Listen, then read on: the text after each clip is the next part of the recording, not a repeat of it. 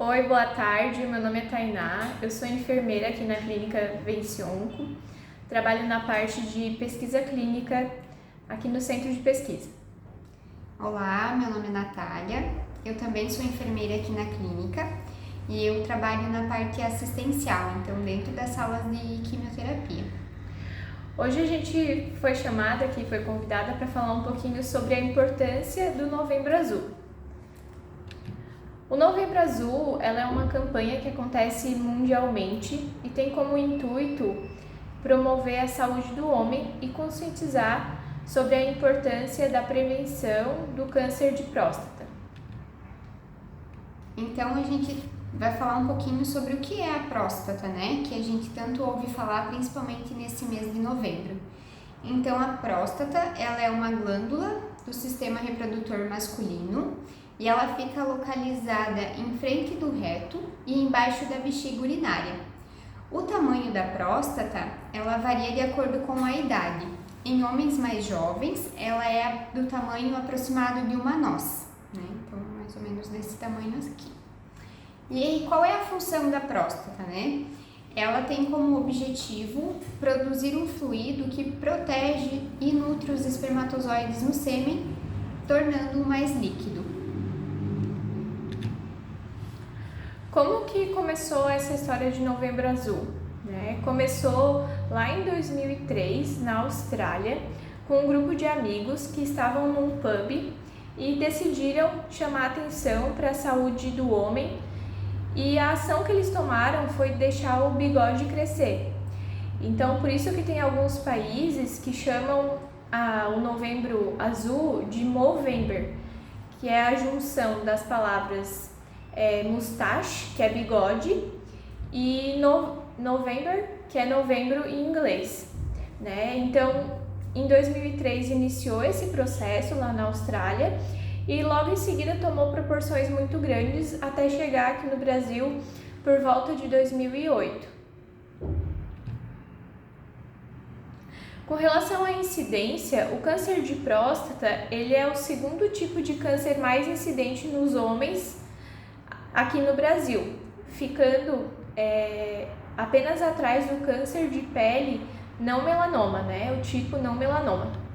No Brasil, estima-se que no triênio entre 2023 e 2025 terão mais de 71 mil casos de câncer de próstata por ano.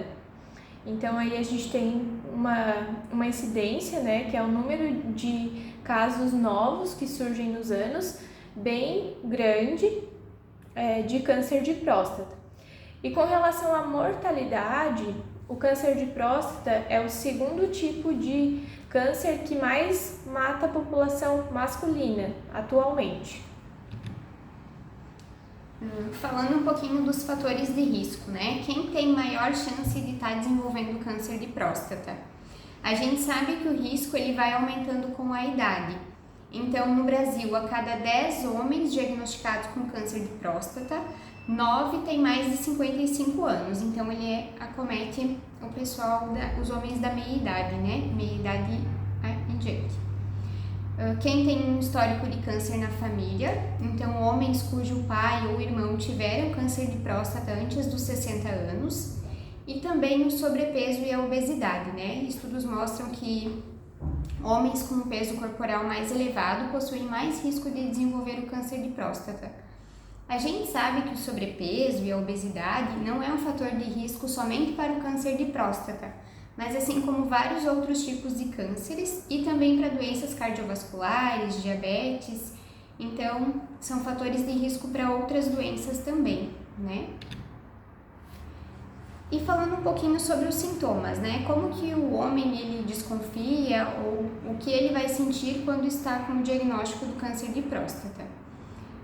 Os sintomas mais comuns, então, são dificuldade para urinar, aumento da frequência urinária, né? Então tem a necessidade de ir mais vezes ao banheiro, sensação de esvaziamento incompleto da bexiga, dor ou queimação ao urinar, dor na região pélvica, né? Então na região do abdômen, mais próximo à bexiga, disfunção erétil, sangue na urina. Esses sintomas, eles também podem estar associados a outras doenças da próstata e não somente ao câncer, né?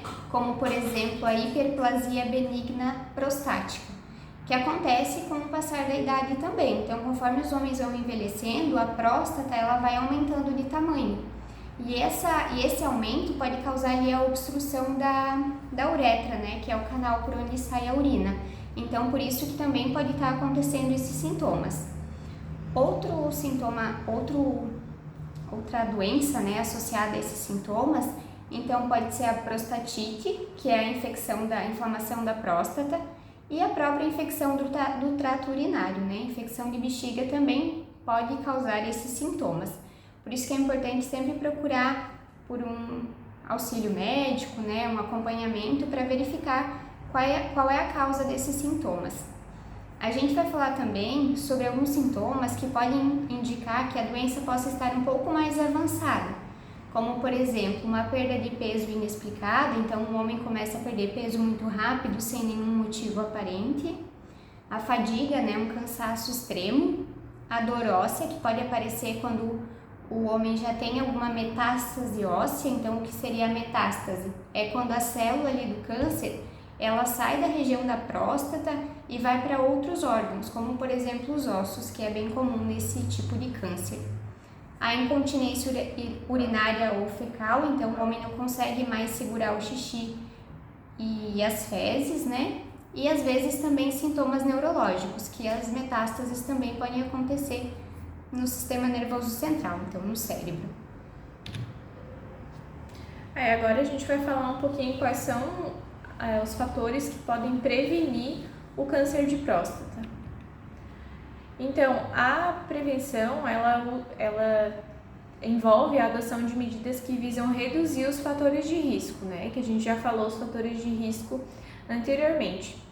Então, quais seriam esses métodos de prevenção? Seria a realização de exames regulares, né? Realizar o rastreamento ali do câncer de próstata e fazer os exames regularmente, conhecer quais são os fatores de risco e evitá-los, então ter uma alimentação saudável, controlar o peso, né, praticar exercícios físicos, redução do consumo de álcool e também do cigarro, tabaco, outros modos de fumo, gerenciamento do estresse, então controlar o estresse do trabalho, da vida pessoal, e realizar também consulta com o médico em caso de algum sintoma que tenha visto, né? Para ser avaliado se realmente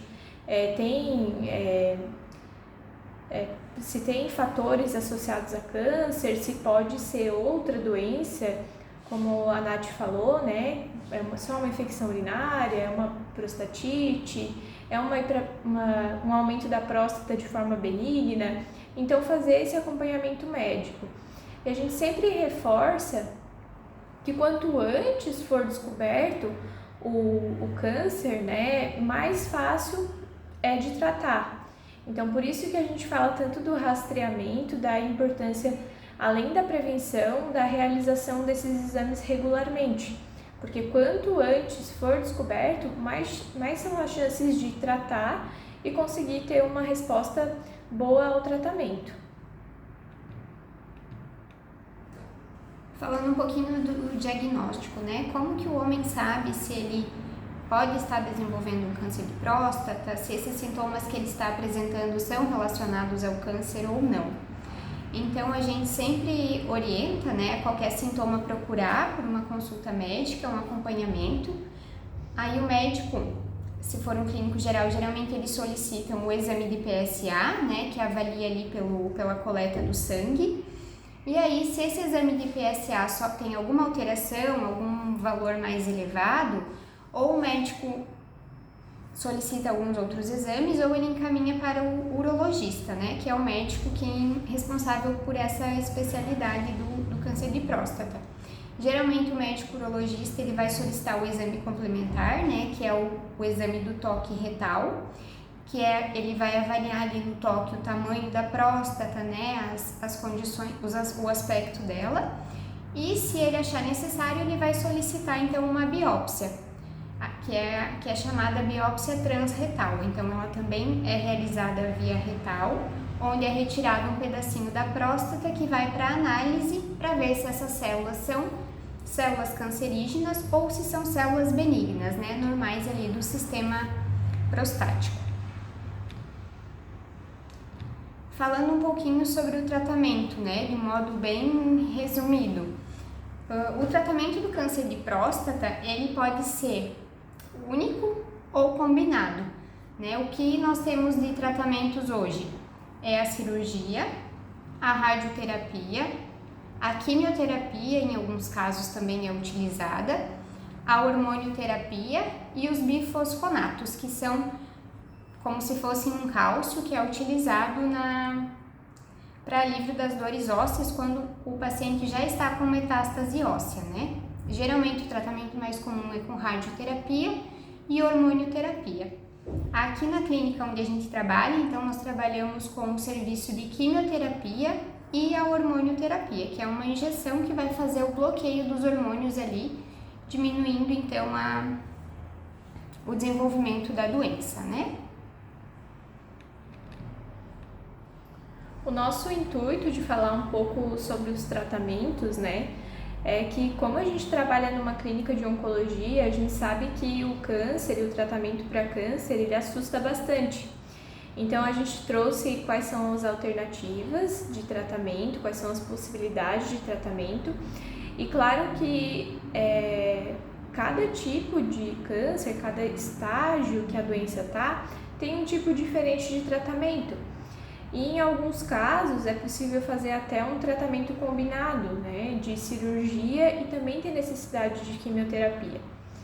Então a gente sabe que o câncer e também falar sobre câncer de próstata traz um peso muito grande para os homens, né? Então a gente veio aqui para desmistificar um pouco, tirar um pouco o tabu sobre o câncer de próstata e também nos deixar à disposição caso vocês tenham alguma dúvida sobre como fazer, né? Se quiser marcar alguma consulta, quiser algum encaminhamento, se tiver com algum sintoma, quiser conversar com a gente fica à disposição também, né? Para levar para o médico alguma questão que vocês queiram tirar de dúvida, tá bom?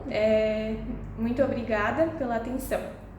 Obrigada, qualquer coisa a gente segue à disposição, quem quiser vir conhecer um pouquinho do nosso trabalho também, a clínica está de portas abertas. Obrigada.